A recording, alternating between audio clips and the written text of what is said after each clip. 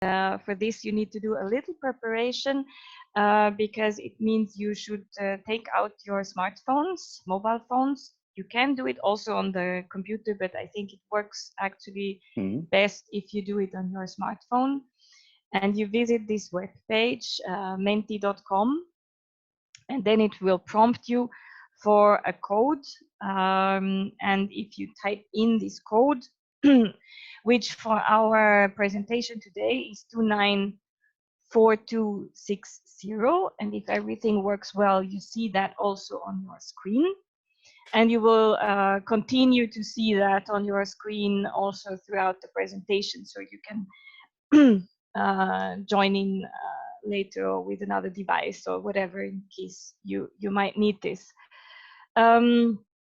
Through this tool, we have a few questions, and so I can display like the first question. This is just to test the tool, so you don't need to tell us if you are annoyed or not. We just hope that you're doing more or less fine. So as we're talking about well-being, it's already good to see that, oh, there's somebody who is unwell. But most of us are still well, and we can discuss about how we define this discrepancy between well and unwell. And I'm seeing that people are kind of arriving on the platform, so that's good. So you see it also how it looks like on your smartphone, that you also have the opportunity if you want to ask a question, and you will see kind of right away the answers that are being provided on the screen that we are sharing. So while you are arriving, as I said, this was more or less just a test question, which I'm still happy to see that most of us are doing quite well and quite okay. We also thought, okay, let's start with a small question to see if we're actually having a relevant topic that we're discussing. So we hope that you are also of the opinion that well-being policy is hopefully an important topic, or at least a moderately important topic, but maybe also it is not, and we're still happy that you're here, and maybe we can place it on the agenda. So again, this is to say that we want to welcome you all. I think a few people arrived in the meantime, and here just to repeat that we're sharing the screen, and we're also using this tool menti.com for some small questions that we have throughout the presentation and the beginning. And this is the last question as an intro. I thought to ask you, what do you think? How many well-being measurement efforts exist approximately? And we're going to extremes here, I see from your answers. And we will see in the presentation that Lena has prepared for us. And again, maybe we have to see the audio settings. Okay, so so this is to start, and we wanted to have a short tour de table as well while we continue displaying this. This would also allow us to test your audios briefly. So in this tour de table, I would just briefly see from the list of that I have here. I think I'm not sure if you're in alphabetical order, but for me, the first one would be Francesca. Are you there? Can we hear you? Yes, very well. Good morning. Good morning. That's great. Good morning. And then Carla, CCDRC. Can we hear you? Yes, we are here. Yes, everything okay. Good morning, perfect. That's also very important because you're going to have one presentation later on. Tonya, can we hear you? Hello, good morning. Welcome, everybody. Welcome, Tonya. Very good. Then we have Apolline. Good morning. I'm here with Fred this morning. Hello, both of you. Hi. And then we have Lena. That would be very important to hear you. Hi, I'm Lena. I'm going to be speaking later on, and I'll try to unmute my microphone. It's automatically muted again, so maybe you check that. Perfect. Thank you, Lena. Okay, then there is Thomas as well. Good morning from Bratislava. Hello, everyone. Good morning. Hi. Nice to see you also. So there is a little video as well. We see you smiling. And then there is a JLRS3. Who's hiding behind that one?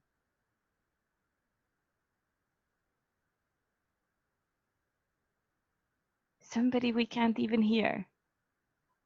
Okay, let's try that later again. It's a colleague from Madrid, Jean Luis, if I'm not mistaken. Okay. I don't know if he can speak now. He's unmuted. But...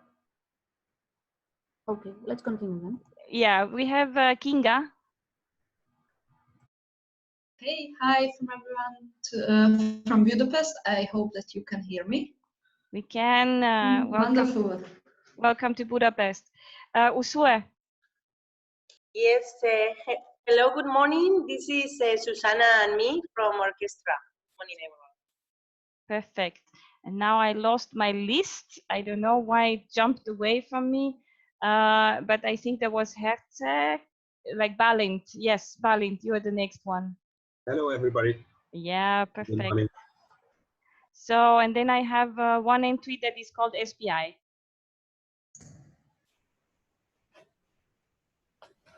Who would that be? Oh, okay. I'm not sure if I was now calling everyone, but I hope in any case, it's a welcome to really everyone. And in the meantime, you have had time to think about well-being measurement efforts and a small judgment what you think. And it's a very funny distribution that we're having here. So something between 50 to 100 measurement efforts you think are credible, but it's a lot about the extremes as well. And in fact, Lena found a citation that made this like a meta-analysis in 2014, and already in 2014 there were 160 that these people have found. So with that, I don't want to use your time much more. We have a short the intro presentation by Lena, dealing with well-being and this measurement, and what basically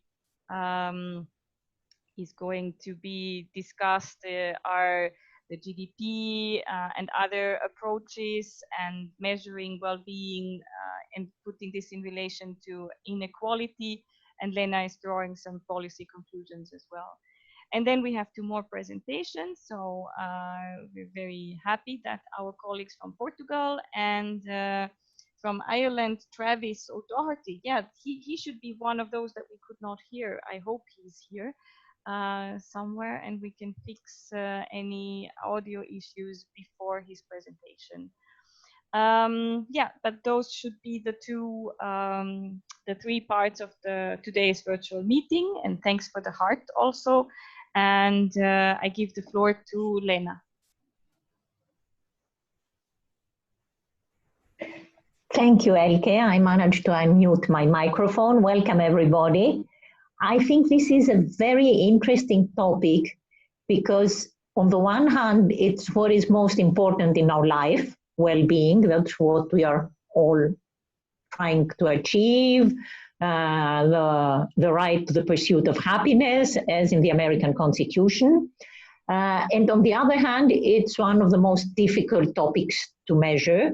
So for policymakers and researchers as well, it's really a challenge. When you start discussing a topic, you start by trying to define it. Now, the problem with well-being is that all disciplines or all non-engineering disciplines are trying to measure it and to define it. And I just wanted to give you 3 very quick approaches, one from sociology and psychology, one from political sciences, and then we go into economics.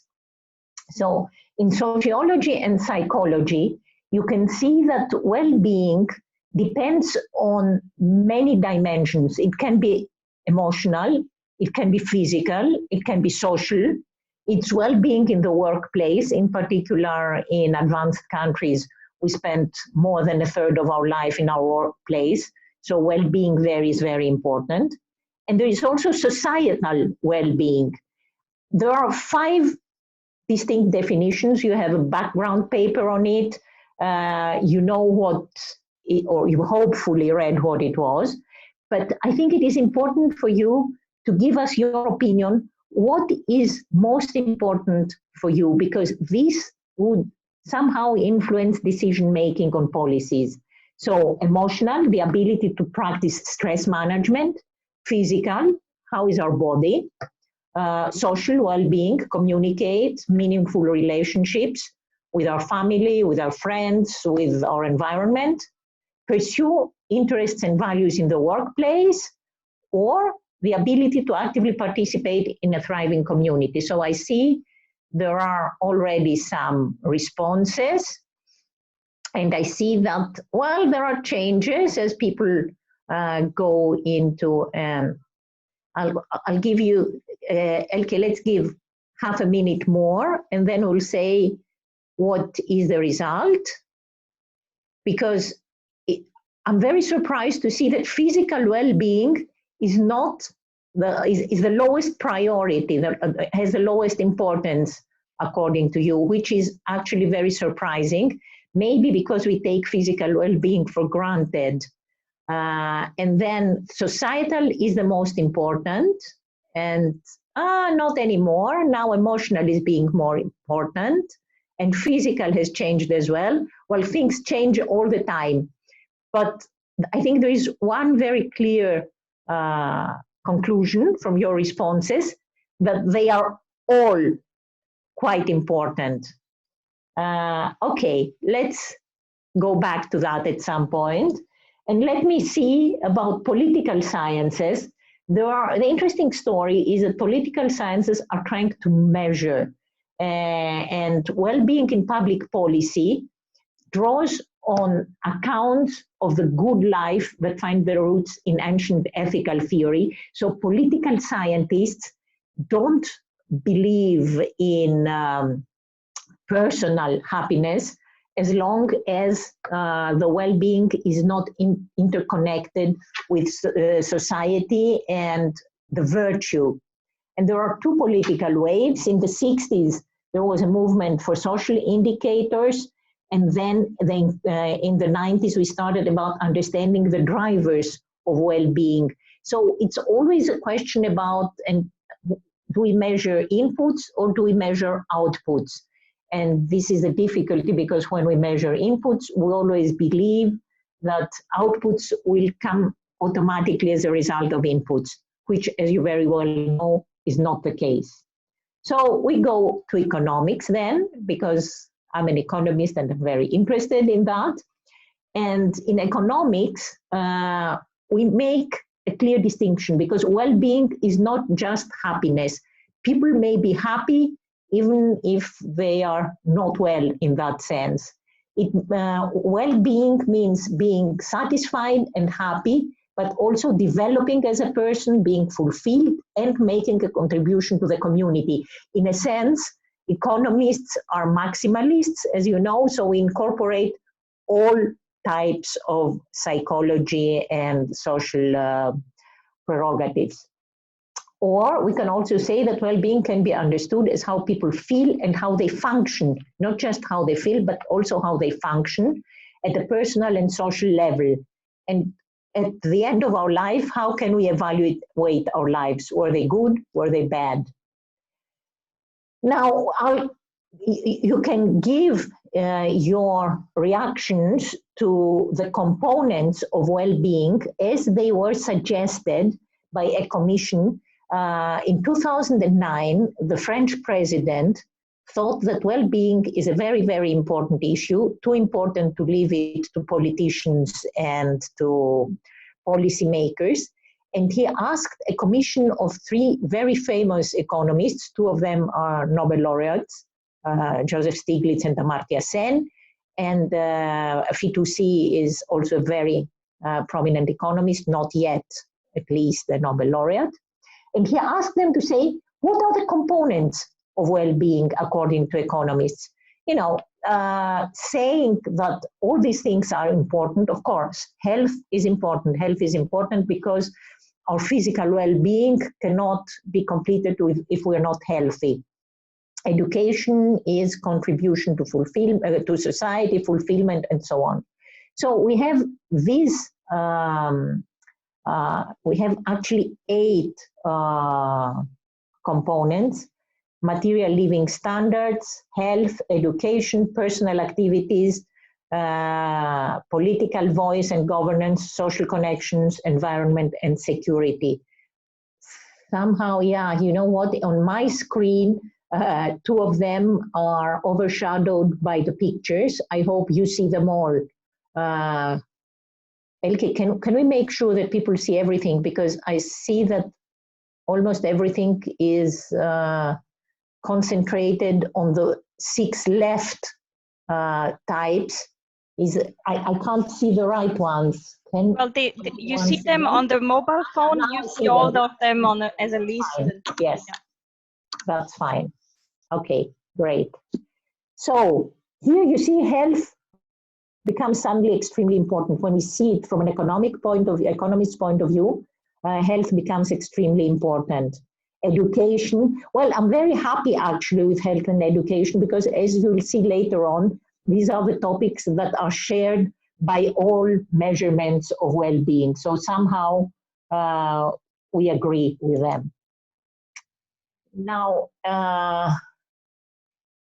these are the 8 areas.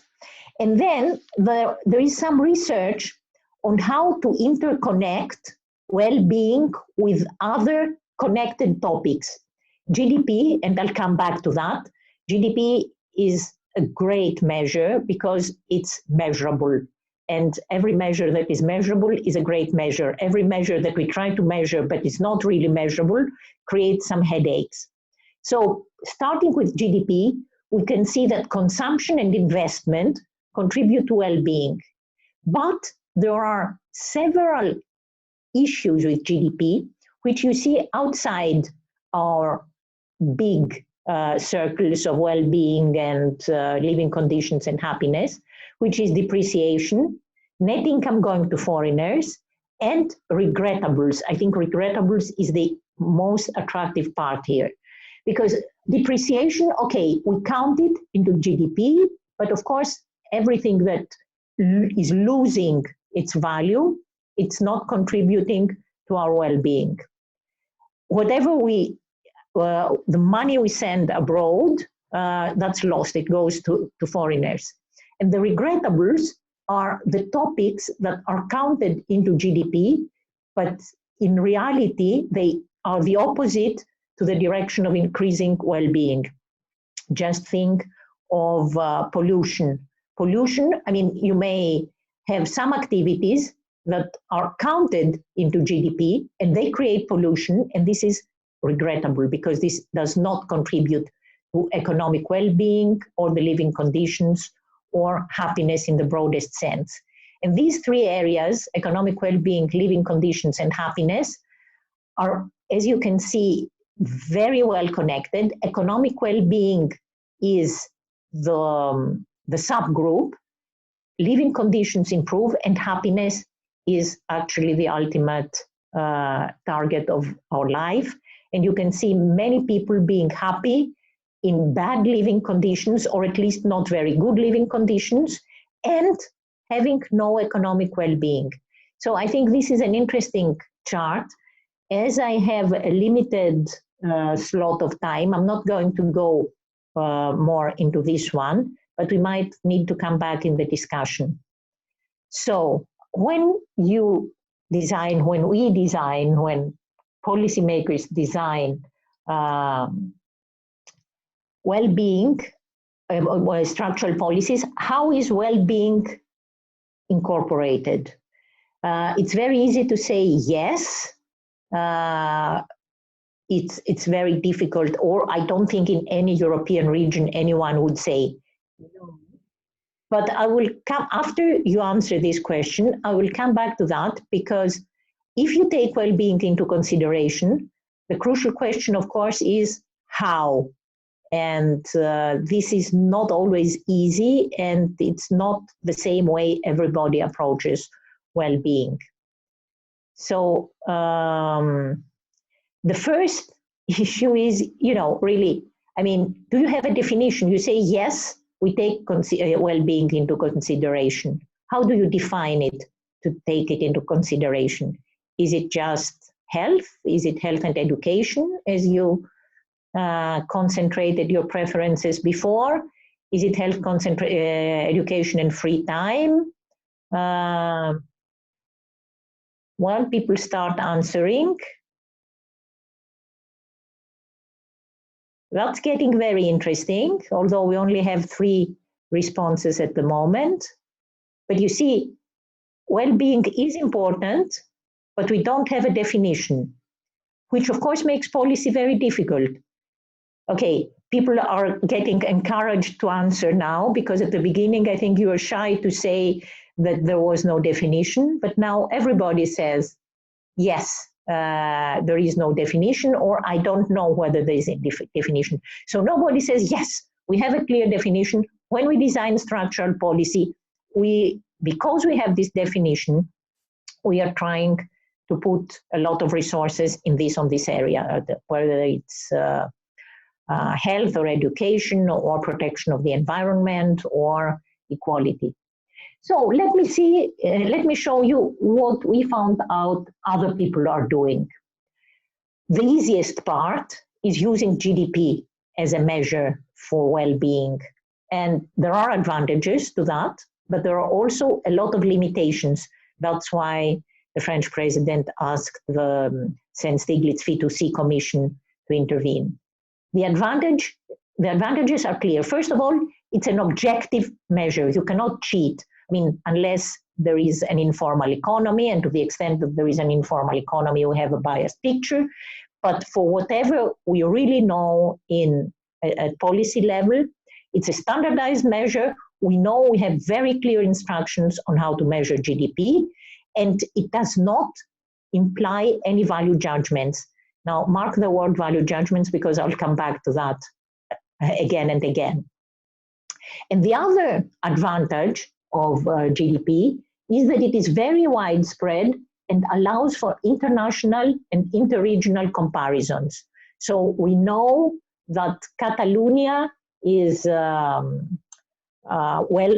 wealthier, has a higher GDP than Western Greece, for instance. We know that California has a much higher GDP than Arkansas. So we can compare, and we can compare objectively. So why don't we say, great, we have GDP, so let's not make any more headaches for our policymakers, we use this. Well, there are, first of all, some measuring problems.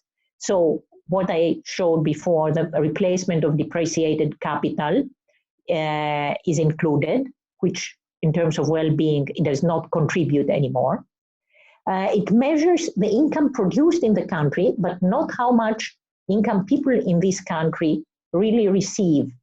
And these are the points outside the circle that I showed you before. When you lose money, you produce something, but then it's a foreign company or a foreigner, a migrant worker who has come to your region to work, and he has to send money back to his family. GDP includes this money that is eventually ending up in a developing country, which this person has come to work, and it's important for him to send money to the family. Otherwise, he wouldn't come, he wouldn't produce this wealth. It only counts monetary transactions. You may have heard very often that if suddenly some people would decide to offer services for free, then GDP would decline. It includes many items that do not boost human well-being. I mentioned environmental damage before. It's included if you burn coal to produce something. This burning coal, extracting coal and burning coal is of course included in GDP because it's an economic activity, but it definitely deteriorates human well-being. Prices may not exist for some goods and services, and prices may deviate from society's underlying valuation. Luxury goods is a great example for that. And finally, capturing quality change is extremely difficult. There is a very famous saying by another Nobel laureate for us economists, Robert Solow, who said, I see the increase in productivity statistics due to computers everywhere, except in the formal statistics. So because GDP has all these disadvantages, some people have tried to make better connections. There is an aggregate called gross national income, which eliminates the money that goes abroad, or in your cases, flows from the region to the capital or to other regions of the country. So gross national income is perceived as a better measure, but in reality, what has changed really our perception is that now we have a lot more possibilities. You know, when Simon Kuznets came up with the idea of measuring GDP, which was hailed by everybody as a great progress, he had very, very limited computing power. There were computers, but there were only mainframe computers at the time. Making surveys was extremely difficult. You could only do it door to door, or at best by phones.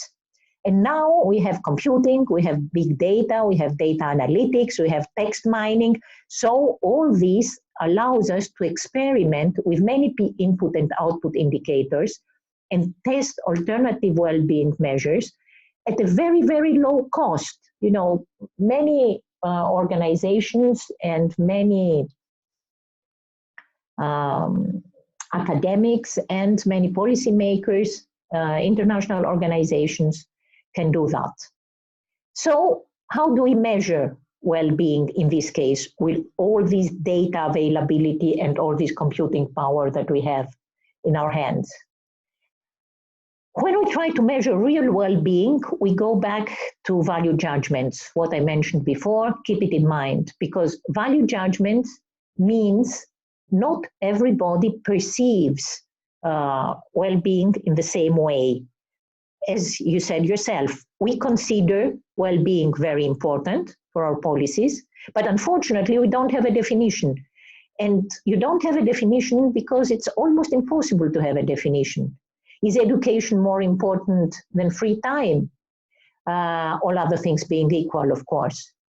Is cleaner environment more important than health services?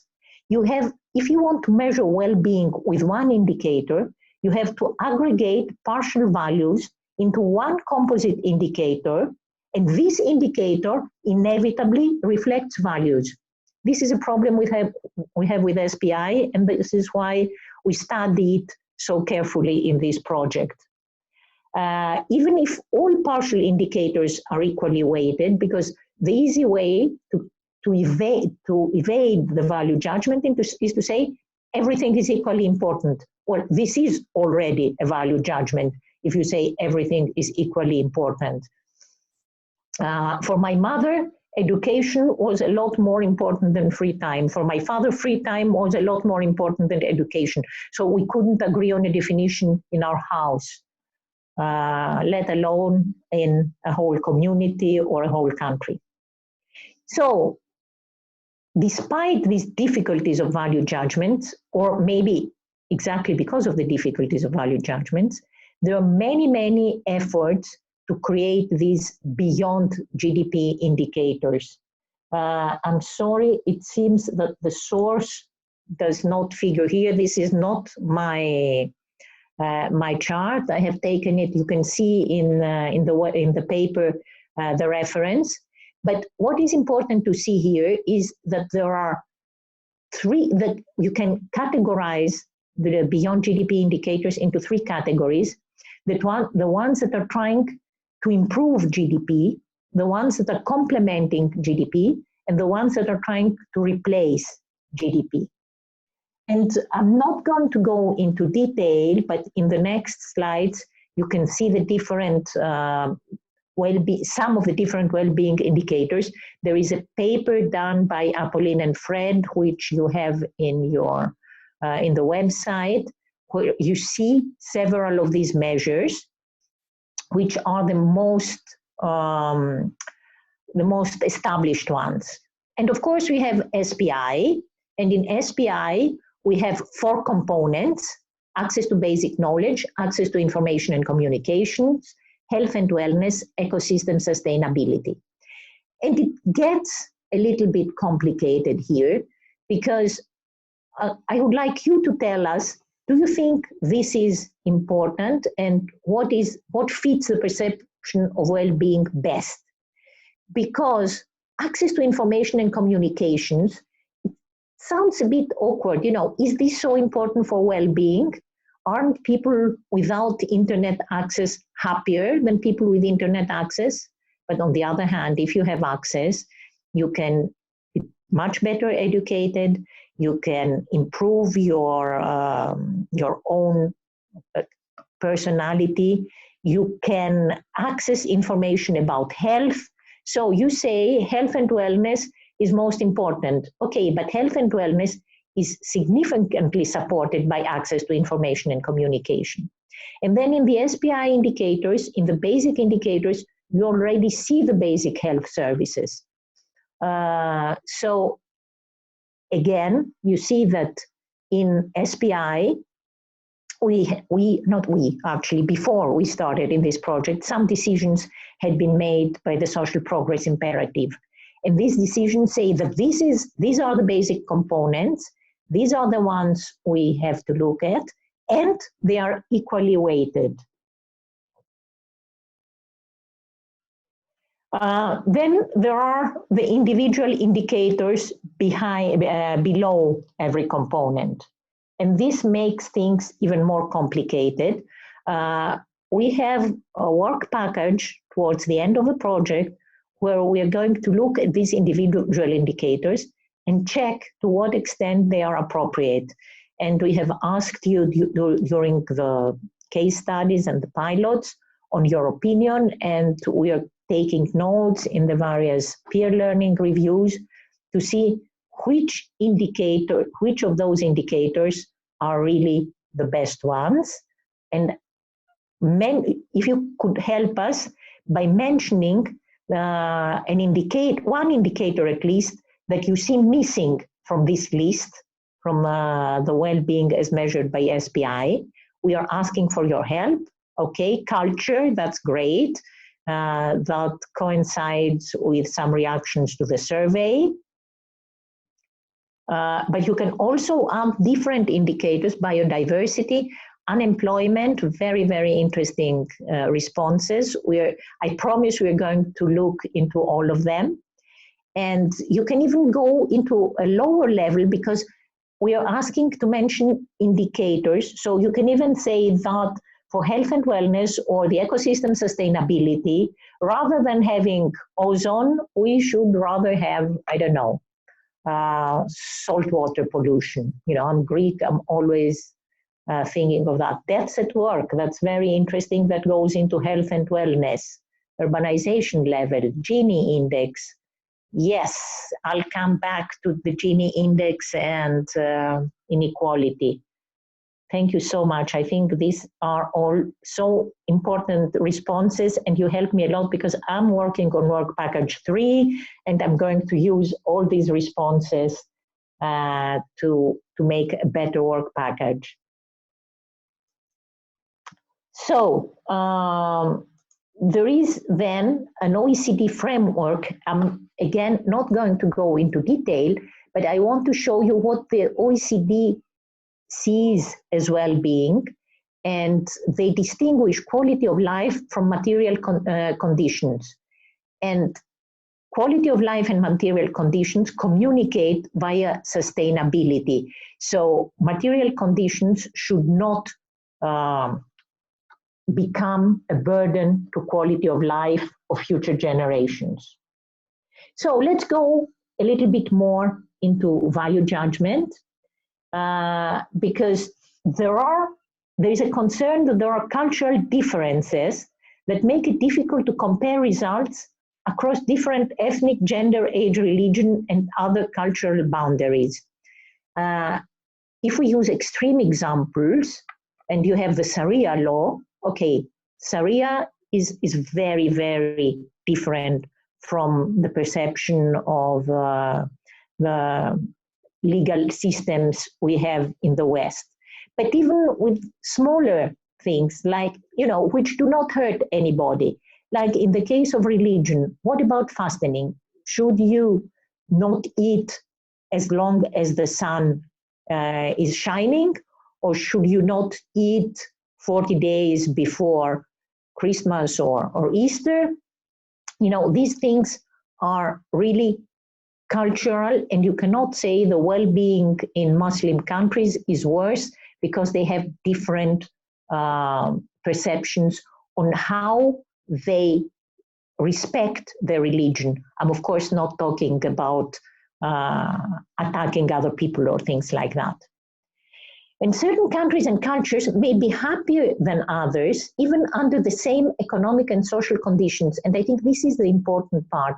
I have once been in a village in Africa where children did not have any shoes, and they had a ball, and they were playing football in the mud, and they all looked so happy.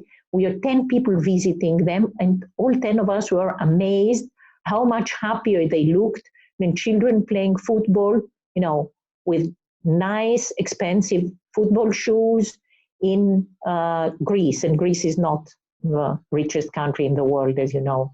So happiness is not a matter of material well-being, or at least not only. We have critical perspectives in that, and we can highlight different understandings and experiences of well-being between and within nations. So there are now research projects in that respect.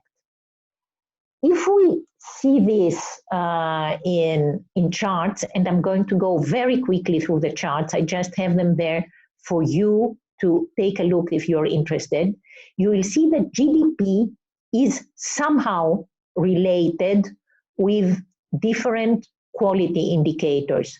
So the percentage of World Values Survey and GDP, you see that there is a sort of a curve that has where GDP from some point onwards does not rise anymore. So you almost have two straight lines, if you want to make it a linear correlation. One where you see that in all the countries below, let's say 7,000, we don't see a correlation. And then countries above 10,000, we see a rather clear correlation. And if you go further down to see all the other charts that I have, we can go quickly through them. Elke, can we go very quickly through the different measures? No, let's go down, yeah, more. So you can see here very quickly that if we break down in different periods of time, this is 1990, we have later on other statistics, you can see that in all countries we have a fairly clear linear correlation between GDP and the Human Development Index, which is one of the more basic well-being indicators. But if you disaggregate between high-income countries, middle-income countries, and low-income countries, there are higher differences. And the next slide is the same in 2013, and you'll see a better fit for all countries, but a lower fit for middle-income countries.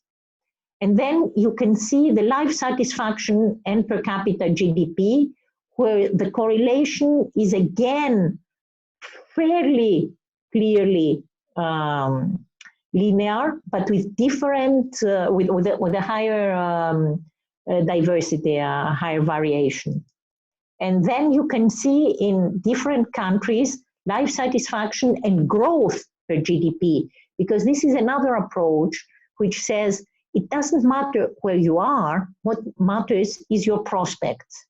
So all these things are very interesting for further research and exploration, and you could do that for your region or do it for your region compared to the country average. Now, if we go then, we have seen the Commission for Measurement of Economic Performance and Social Progress, and that's the Stiglitz-Fitoussi-Sen Commission.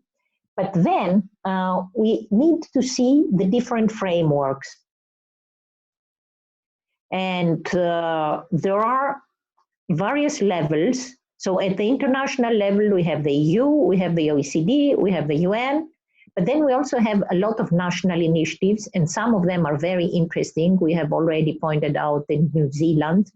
There is the famous Bhutan Index of Happiness. Bhutan refuses to measure GDP. They measure only happiness. And this is where we found that there are more than 160 well-being measurement frameworks. Some of them, of course, are at subnational level or sub-state level, and we are trying to look at the most widespread ones. Now, the problem is, of course, if we decide to measure, what do we measure? And these are the different emphases. I don't want to go back into that because we have already discussed value judgments. There are measurement concepts. The important thing is to decide that we want to go experimental, and we need to find more ideas about well-being. And that brings me to the issue that you mentioned. Somebody in your responses measured the Gini index. What does the Gini index measure? It measures inequality. And I think there is a dominant role of inequality for well-being. A segregated country, we can say, is not developed. You know, there are some countries in the world that figure among the richest, which are very small countries with a lot of natural resources, and their inequality is very high. All the other indicators that you measure on well-being are low, but GDP is very high. And then GDP is an outlier, it doesn't fit. So inequality, you're saying, should be measured, and I'm very happy you're saying that. SPI has explicitly not taken inequality into account, and I'm saying explicitly because indirectly there is an inequality measure, because all these measures in the third dimension, which is opportunity, where you have respect for migrants, respect for disabled people, and so on. This means that people do not perceive inequality as a good measure. But this needs to be measured, and it is also even measured in in the sense of long-term economic development, economists, a very famous book by Daron Acemoglu in 2012 called Why Nations Fail, claimed that some nations failed, and he claims in particular this is the case for Latin America, because there was very high inequality and the elites did not respect other people. They did not, through their behavior, because of the inequality and their possibility to influence, were able to suppress all productive forces. That's why eventually, although in terms of natural resources, Latin America is richer than North America, North America is much, much more developed now. So here again, you have the national income. And because of the inequality, I'm coming to a new notion, trying to finish in my time slot, which is called the geography of discontent. This is something that I saw in an OECD paper, a very recent one, which claims that because of the increasing inequality, you all know that in the developed countries, we have very highly increasing inequality in the 21st century. Of course, this comes with something that should be an optimistic sign for the world as a whole, because inequality between developed and developing countries is diminishing. But this comes at the cost of higher inequality in developed countries. High unemployment, low wage growth, the famous growth without no jobs growth, and poor socioeconomic performance. This is a big discontent for the people who sort of stay outside this increasing prosperity. This has been measured by Thomas Piketty. I probably have heard his name. He has done some very systematic measurements. And this is connected to serious political problems, which are undermining democratic regimes. So it's important to understand whether in your region there is an economy of discontent. So, and if the people feel outside the system and they are a majority, then this can decide the political problems in Europe. Don't want to say that Brexit is created through the economy of discontent or that populist governments, I'm not going to go into specific examples, but I think we all know that there is a problem with the economy of discontent. And if there is a problem with the economy of discontent, then somehow we need to take this into the discussion of well-being.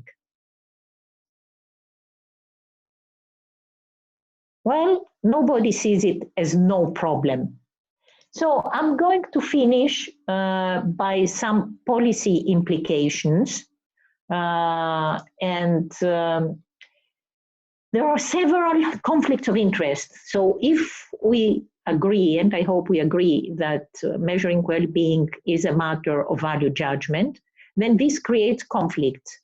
What is best? A focus on life satisfaction, fundamental challenge, explore whose values are represented and whose values are not represented. Think again about the elites in Latin America. So let me just go towards the end. I don't want to go into details on the criticism because we have already mentioned it. But let me tell you that there are 12 suggestions after the book, the commission of Stiglitz and Fitoussi were called to the OECD to make policy suggestions. How can we incorporate and improve this idea of substituting GDP? And they came up with these 12 suggestions. I hope you had time to read them before because there are too many to read. But if you could choose for us which ones you think are the most important ones. You can pick up to 3, I suggest. Then by this, you'll get rid of me and we're going to listen to more practical and real-world discussions. And I hope it was interesting and you're not too bored with my presentation, which got a little bit longer than it was expected to be. Thank you.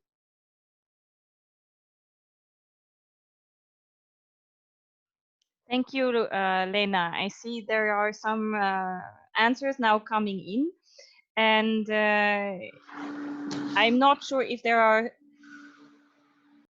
were no immediate questions on the tool, because that offered also this opportunity. I would like to leave this question open for your answers for a bit more. There are already 6 people who managed to give an answer.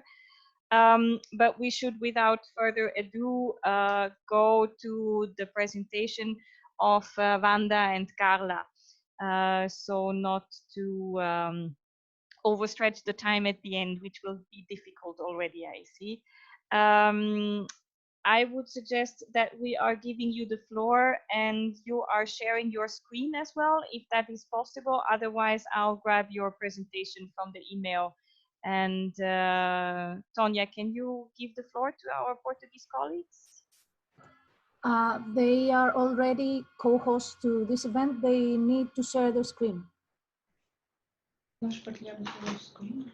On the bottom of your screen, you should see an option that says share. It's a green tab at the bottom. O que diz share cá em baixo? Porque está pela zona toda. Aqui é compartilhar a tela. Sim, share. E isso interromperá o compartilhamento da tela. Se esteja com os outros.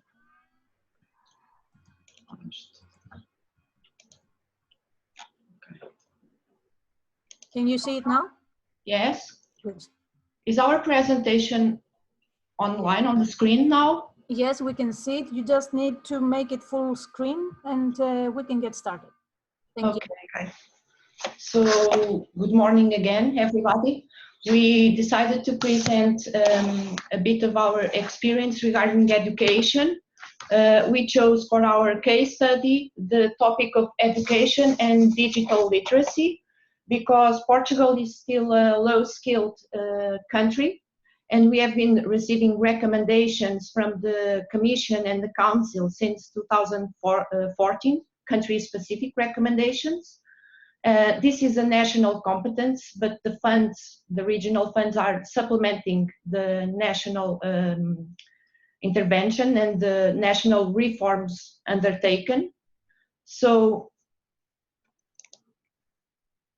in the screen you can see that we have some national targets regarding education, like the universalization of access to preschooling, expansion of upper secondary graduation rates to 90%, reduction of student dropout and year repetition rates in primary and lower secondary in half, the provision of additional support to low achievers and students from disadvantaged backgrounds, and the involvement of 600,000 adults in education and training by 2020.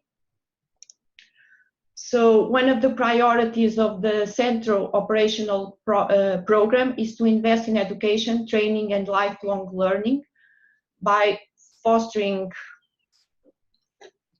equality conditions in access to education since early childhood education.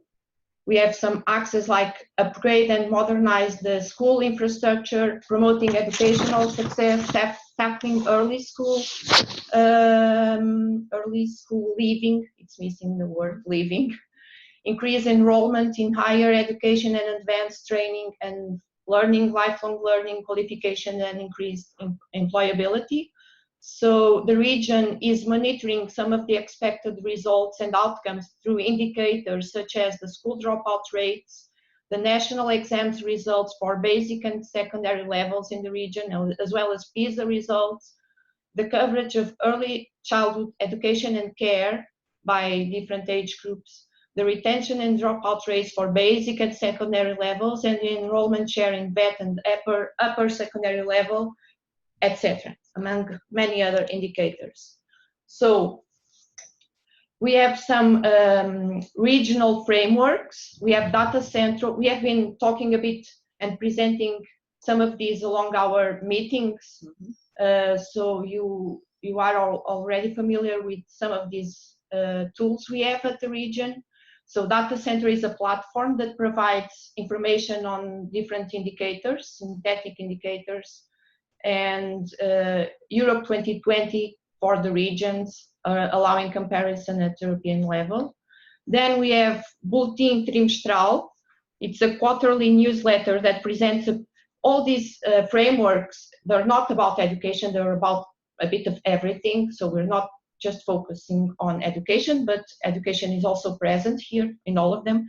So our quarterly newsletter presents a brief national overview, followed by a more detailed regional analysis of the cyclical developments based on a set of key indicators in areas such as labor market, registered unemployment, corporate indebtedness, international trade of goods, tourism, construction, housing, and public policies funded by the funds in the central region. And then the Barómetro Centro de Portugal. It's a regional barometer frequently updated, intended to monitor the progress of the regional action plan for 2014-2020 in 5 key dimensions, supported by 25 indicators considered to be a priority as regards to resource allocation geared towards results. So this publication is also aiming to monitor the evolution of the region in a global perspective of regional success, namely through the calculation of a global evaluation indicator of the central region, enabling an easy understanding of the region's evolution, in particular comparing to other Portuguese regions. So this is in November 2019, this is the most recent barometer we have. The global indicator is 4.52. In 7 from 1 to 7, 0 to 7. Yes. So the growth and competitiveness is 3.45, human potential 583, quality of life 2.12, cohesion 5.73, and environment and energy sustainability. In this case, it's about 5. In this case, the scale is 1 to 7 because our goal is to compare with our regions in Portugal. There is that if we have 7, we are the best in these components in the country. If we have 1, we have the worst in the country. Then these indicators is to compare in Portugal with our other regions and not. Yeah, we have here. So the inner circle is the 7th position because we are 7 regions. Yes. We have 7, and that's 2 regions. And the outer circle is the 1st position. So here we have all the 25 indicators that support the 5 dimensions. And if you look at the outer circle, the central region is the best one in terms of unemployment rate and the Gini coefficient, taking in consideration total income. And then we have the 2nd position, 2nd best place in terms of early school leaving, tertiary education, results of national exams, adult participation in learning, total youth unemployment rate, etc. So if we have any questions, or we can discuss them later. So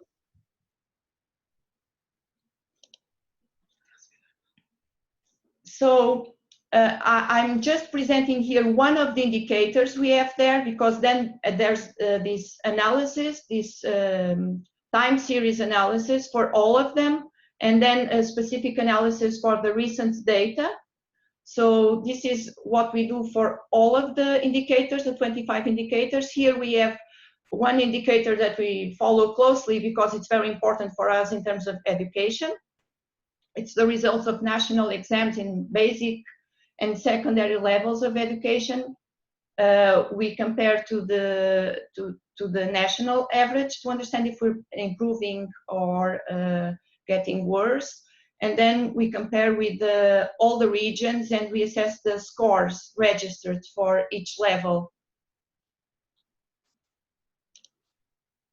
So now we want to discuss, these are some of the indicators we use to monitor education, because education, it's kind of very important issue for us right now, not only because it's hampering productivity, but also because it fuels inequality and the risk of poverty and social exclusion.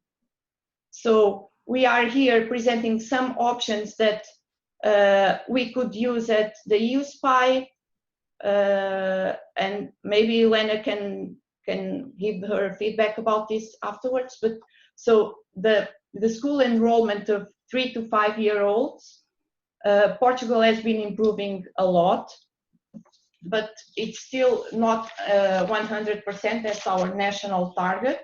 But some international studies say that the earlier you start in education, the better results you will have in the future, more successful you'll be in the future.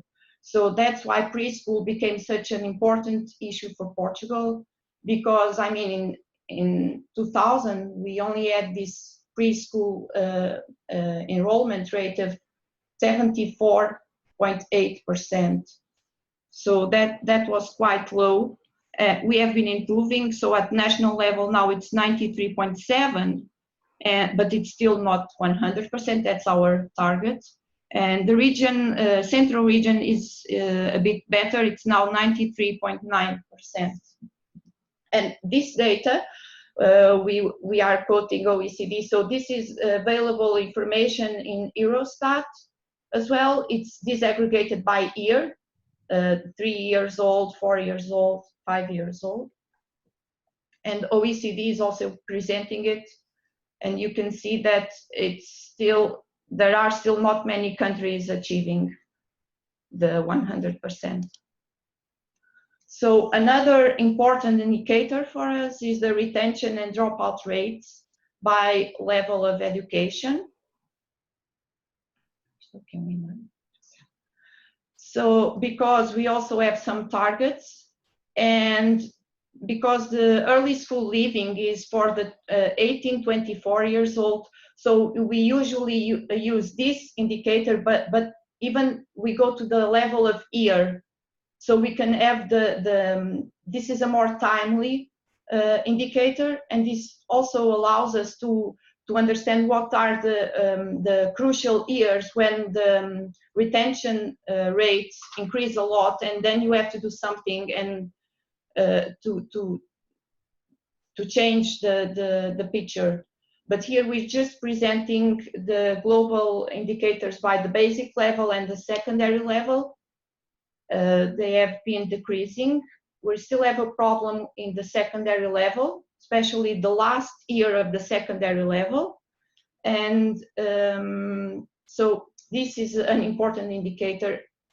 I don't know if you can use it at the European level. There are some information in some databases, but I don't know if it's comparable, but it's a very interesting one, and it allows to, it allows the country or the region to know where the problem is and to intervene, while the 18-24, it's more of an impact, a long-term impact indicator. And then some results from PISA. PISA was recently presented, the 2008 results, and we have been analyzing for the central region, because access to education is important, but access to quality education is even more important. And we believe that these indicators from PISA, they allow us to understand what kind of education, the quality of education we have. So it allows us to measure the quality of education. One of the here we can see that we have 8. This data is available by NUTS 3 for all the countries, I think. And we can see that in our region, Central region has 8 NUTS 3 regions, and 6 of them are above the Portuguese average of 492 score. So one good option for the SPI could be the average score of reading, maths, and science, for instance. Or another option is to the proportion of 15 years old underachieving in reading, maths, and science, because this data is also available. In the slide, you can see the proportion of top performers and low achievers in reading by NUTS 3 in Portugal. So this is also a very interesting indicator to measure the quality of education. And that's it. If you have any questions, we are available. We're not experts on education, but we are available to answer any queries you may have. Thank you. Thank you so much. I think this was extremely interesting, and we will have a lot of time to discuss these topics during the meeting in Budapest, because that will follow up very nicely with the topic of education. Is there an immediate question? Otherwise, I would give the floor also to our last speaker, Travis, at least also to start preparing for the audio and for sharing your screen as well, Travis. I hope that will work. But let me ask once more if there are immediate questions.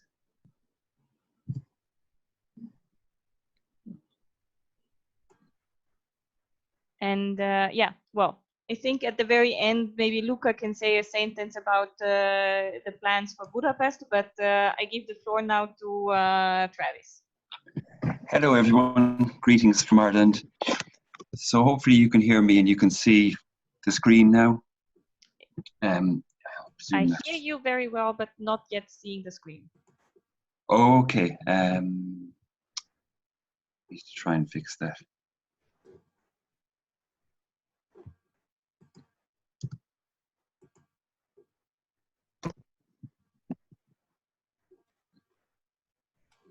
I think we can see your screen now.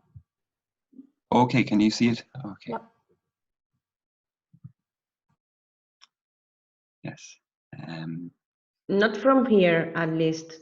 We can see it. Yeah, we still only see the screen from Central, actually. Yeah, me too. Could you please unshare your screen from maybe Central? stop sharing your screen, Central? Yeah. Yeah. Okay, we see. Now we see. We quickly saw Travis' screen and not anymore. Okay, let's try. It's you. Okay.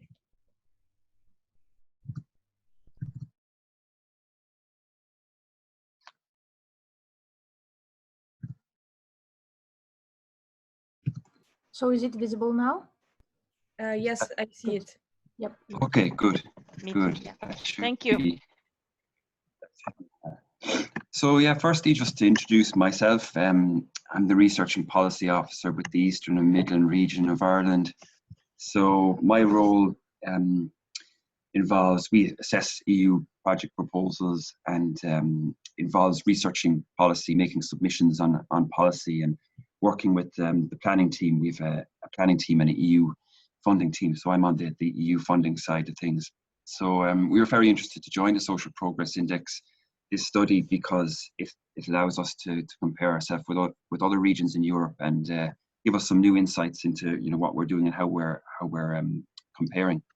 So just a little bit of background first in our region and where we are and what our situation is.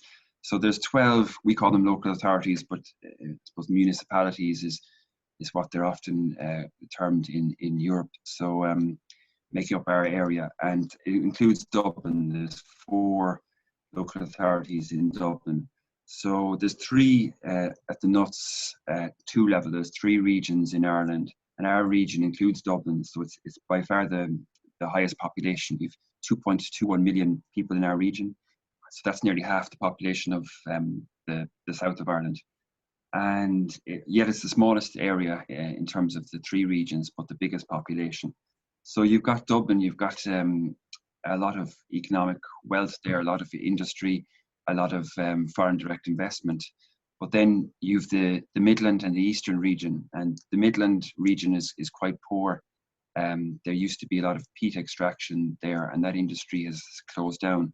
So there's a lot of unemployment, and there's a lot of social equity issues there that were mentioned in the earlier presentations. So although on the face of it, our region is quite prosperous, has a high GDP, and a lot of the indicators are coming look quite good. There's a lot of issues there in the background that mightn't necessarily be captured by the indicators. So it's interesting to see, how the EU SPI captures the performance of the region, and as well, in terms of benchmarking with other regions in Europe. So what we do, policy, we have our main policy document is our regional, spatial and economic strategy. So that's a regional strategy for the development of the region, quite a high level strategy. So you have a national strategy, we call the National Planning Framework. Then the second level is our regional strategy, and then all the local authorities have their county development plans. So we sit between the local level and the national level. And all the local authorities with their county development plans, they have to abide by the recommendations of our regional strategy. So we have an oversight function in terms of the local development plans. That's a very important legal function that we have. If a local plan isn't aligned with our regional strategy, we can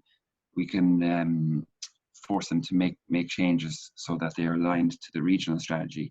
So we manage funds as EU funds as well, and provide support to the Committee of the Regions in Brussels, and support general coordination between different local government organisations, and research and policy is a big part of my role. So we have actually in our policy document, it's linked, there's what we call regional strategic outcomes, which are linked to the UN Sustainable Development Goals and to the Social Progress Index and our national framework. So I'm not going to list them all out, but here are the main regional strategic outcomes. So there's quite a lot of them. There's also, I suppose, climate change. There's 3 kind of what we call cross-cutting themes, which are throughout the document. They're climate action, healthy placemaking, and economic opportunities. So they are the cross-cutting themes that are throughout the document. So we provide that link between the national, the UN, the global, and the EU levels. So that's why we're really interested in the SPI as well, for seeing how we perform. So just like where we are at the process, we've just launched the final version of our regional spatial economic strategy. So it's been about 3 years in development. We had an evidence base, there was an initial consultation period, there was an issues paper, we had a range of workshops where we brought all public organisations, citizen organisations and private sector together to debate the issues and to merge what data was available to best inform the strategy. So there's a regional profile and evidence base as well, and that's all available on our website, emra.ie. So I'd encourage you to look at our website, and you can see there's maps available. We worked with academic institutes and produced a lot of detailed maps, so they might be quite interesting to look at. So here is the SPI for our region. It's important to explain that there was a change in the configurations of regions in Ireland. So this 2011, the original SPI reflects the older NUTS 2 regions, where there used to be 2 NUTS 2 regions, and now there's 3 NUTS 2 regions. So it used to be the Southern and Eastern and Bordern, Midlands and West region. So that's changed now. So this reflects the older regional structure, but newer versions will reflect the new regional structure. So it's, I suppose, when we looked at this initially, we had some, I suppose, queries.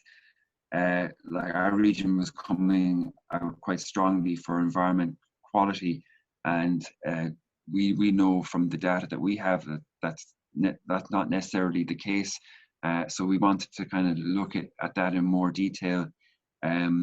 So we concentrated really on foundations of well-being. What's interesting, you probably can't see it, is the bottom there.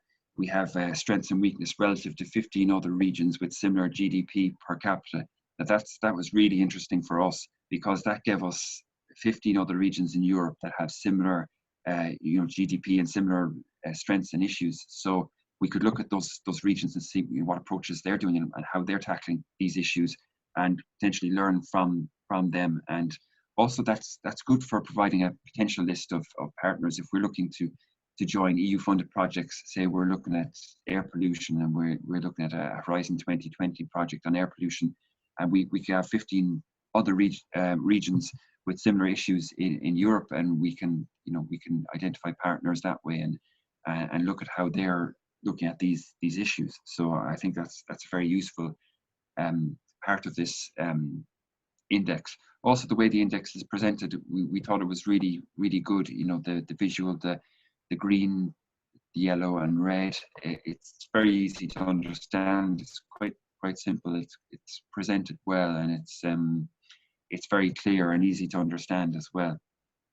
So we focused on foundations of well-being. That was the focus of our study. As was said earlier, GDP necessarily might not always, for our region anyway, give you an accurate picture of the strength of the region. Maybe gross national income might be a better measure, because we have Dublin and we have such a strong economic base, and so many multinationals and quite a lot of wealth concentrated in Dublin, and that would the GDP figures are quite high, but that doesn't always give you a full picture of what the performance of the region as a whole. So there could be some issues there as well. Now we found that the data was good, but we have a lot more detailed data at a lower scale. So for example, you look at environment quality, it's mainly air pollution indicators, and we only have 16 air quality monitoring stations in our region, the whole region. So something like if we were to look at water pollution, every river under Water Framework Directive, every river, every lake, every coastal body has many quality monitoring stations, and they take measurements regularly. So we would have a much greater, for water quality, depth of measurements, and it would give us, I think, a more accurate picture. So the environment is my area of expertise. So that's where I concentrated a lot of my effort on. And so we thought that say water quality, for example, could provide a more accurate picture there. Our region is coming up green there quite highly, ranked number 17 for environment quality, and for air pollution in particular is good, but that's mainly not really due to any particular policies or practices that we have in place, but mainly due to our geographic position. We're on the Atlantic. We have a prevailing wind pretty much all the time coming from the west, so any air pollution quickly gets dispersed, and we have a relatively dispersed population, or quite a low population density. So air pollution is not a huge issue, but that's not due to the fact that we have any good policies in place. It's just due to geographic circumstances. So that was something that we were kind of keen to highlight in the focus group, and kind of to delve deeper into those issues. You can see we're red there for protected land, Natura 2000. We have don't have a lot of designated Natura 2000 sites, and the sites that are designated, we don't have a lot of plans in place or specific actions. So that's important that that was highlighted as being an issue. That's definitely an issue for our region. Now we looked further into the environmental quality index and the data, because we have a lot of data ourselves as well that give us maybe a better picture of the detail. Comparing ourselves with other regions is quite useful. But we found that it gives us a good overview, a good high-level overview, but not maybe not enough detail to run specific policies. So that's possibly an issue, that if we want to run specific policies, we may need a greater level of detail. But it's useful for us at the kind of the strategy making stage of the policy cycle. So when we're looking at the broad themes of our strategy that the SPI can help identify and those issues, and good for monitoring as well. So we're keen to see, you know, what the you know, when this is updated, how that shows a trend. So I suppose the 2011 data gives us a snapshot of the situation in 2011, but economically a lot has changed. Our economy has really grown. Unemployment has reduced dramatically since 2011. Many indicators have improved. Others, like private car use, has increased, and so I suppose inequality has increased as well. House prices have increased. So it'd be interesting to see when the data is updated, what changes there are. This is just a couple of case studies. These are projects that we partnered in order to look at some of the environmental issues that we identified in our region. Sorry, just go back. Celtic Seas Partnership was a life-funded project that looked at the management of Dublin Bay, and we worked with universities to develop a data dashboard for the Bay, and we worked with various government and citizen organisations to look at how we could develop a framework for the management of the Bay area. There's no one organisation with responsibility for Dublin Bay, so we looked at how we could get organisations together for Marine Strategy Framework Directive and Marine Spatial Planning purposes. So that was a very successful project that we ran. Another project looked at ecosystem services, and we were able to monitor and map ecosystem services in our region.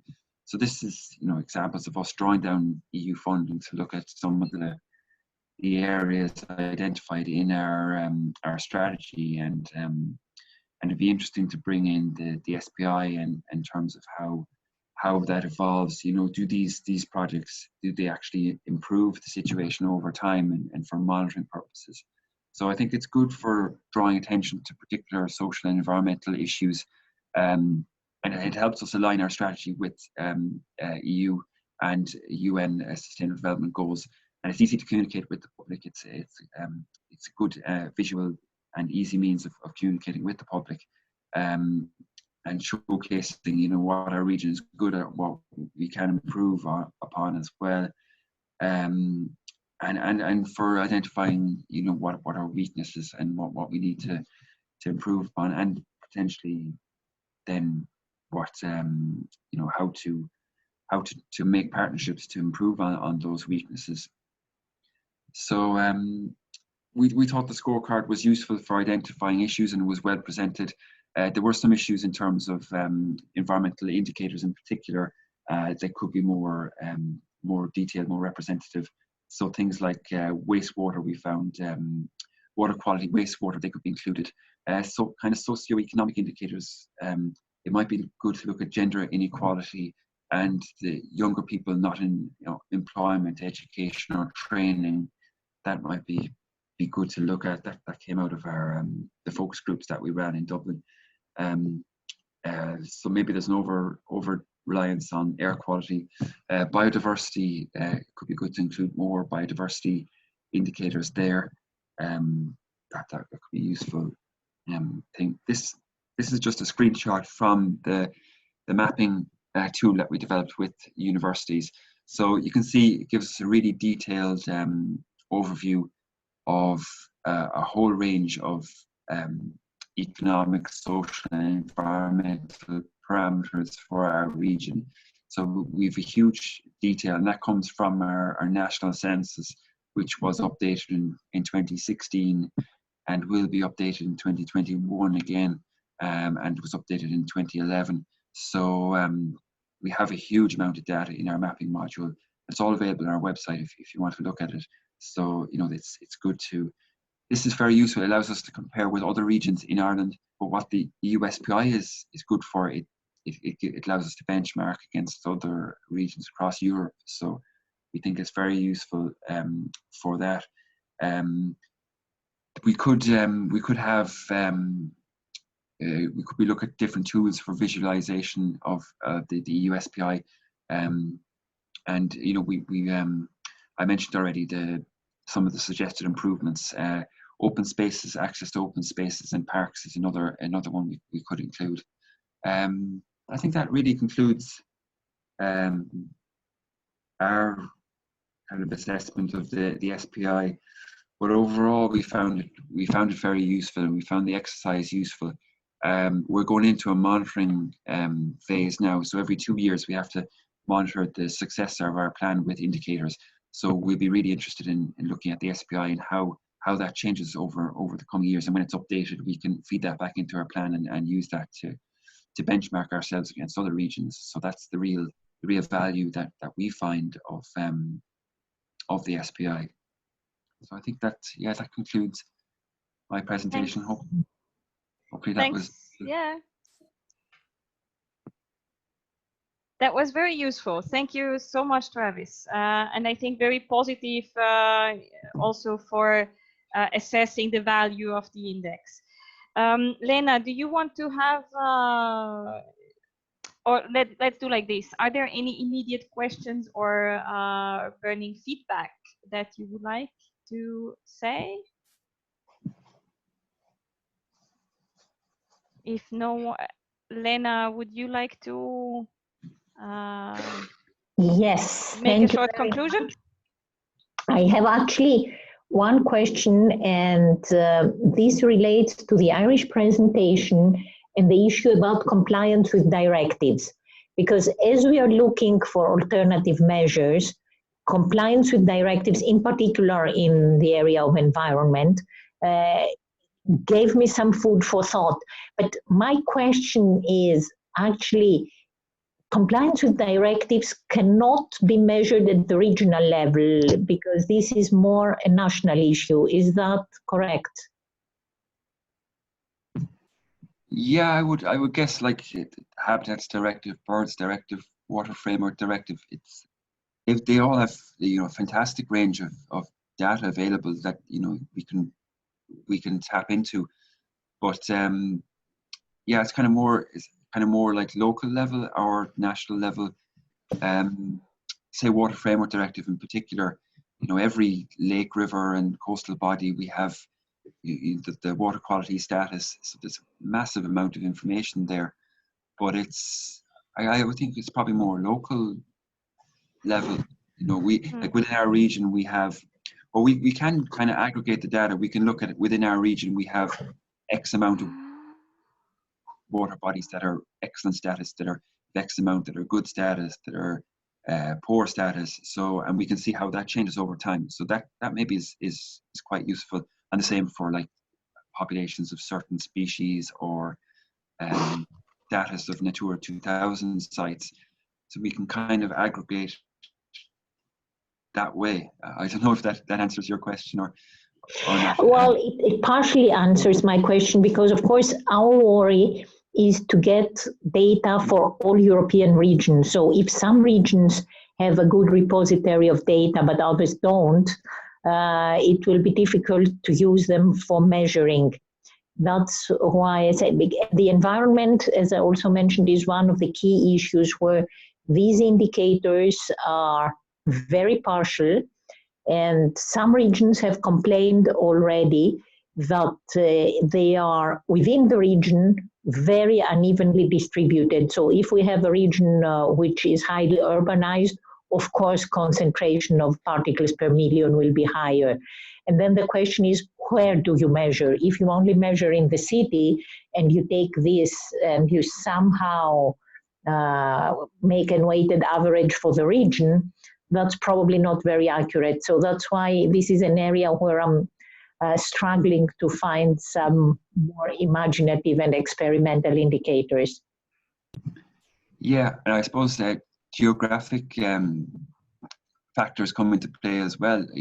If parts of the west of Ireland that are very remote and have very good air quality, water quality, but it's not because they're doing anything innovative. It's just because extremely low population density and not much pressure on the environment. And then you've highly urbanized areas that might have a lot of good policies and practices in place, but they still have, you know, maybe not so good water quality. So it's, yeah, and within a big within a region, there's a lot of disparities. So it's hard to aggregate that. No, thank you. That's very useful anyway to start this discussion. Thank you so much. I think we need to conclude, in fact, and to continue the discussion. I think the next event is going to be hosted by Luca. Yes, I'm here. So I invite you all to Budapest on the 11th of February, where the next event will be held. The next event will be about education. So it's going to be a full day talking about how to use and improve EU SPI on education and lifelong learning. We are planning a program with some presentation and a lot more discussions, workshops, and active involvement of participants. And I also would like to invite you to present your good practices on education and measuring education to the other regions. So in this event in February, we would like to create a platform for all the pilot regions to change their, to exchange their experiences related education and lifelong learning. And we would like to go more on a practical level. Thank you. So we hope that and this will be a chance to really go into depth also, starting from the presentation that we had from Centro today. I think that gave us a very good introduction into that part as well.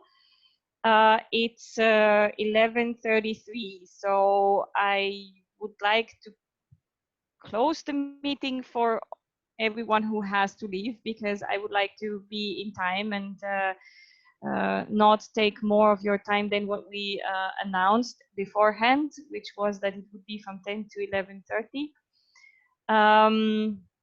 And we're really looking forward to seeing you then in Budapest. If there is an urgent need, so with this I would like to close kind of like the formal part of it. If there is an urgent interest to discuss a few more things among people that are still available to stay 10 minutes more, I think we will keep the room open, but the formal program, I would like to close it now. So is that fine? Good. Very good. Thank you. Thank you. Thank you so much. Thanks to the speakers. Thank you very much. Goodbye. Thank you. Goodbye. Thank you. Bye-bye. Bye.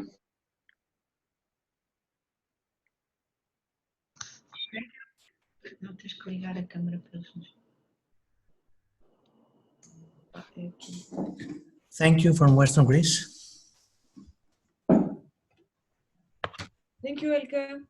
Thank you to present. Thank you. And now we know who was the hidden behind the SPI. I think that was now Western Greece, correct? Yes, sorry. I just realized that my name was actually SPI. Yeah. Okay, Yes, no. sorry. No worries. Thanks so much. Bye-bye. Okay. Thank you as well. Thank you. Já descobrimos desligar. Happy holidays to you all. Thanks, Lucia. Sair? Same to you. And I think we could, yeah. Okay, bye. I'm still here, okay, if you have any questions. So, Elke, we are not supposed to stay in the meeting, right? So, I mean, No, for any let's other close business. it. Let's close it. Yes. Okay, Bye. many thanks. Bye.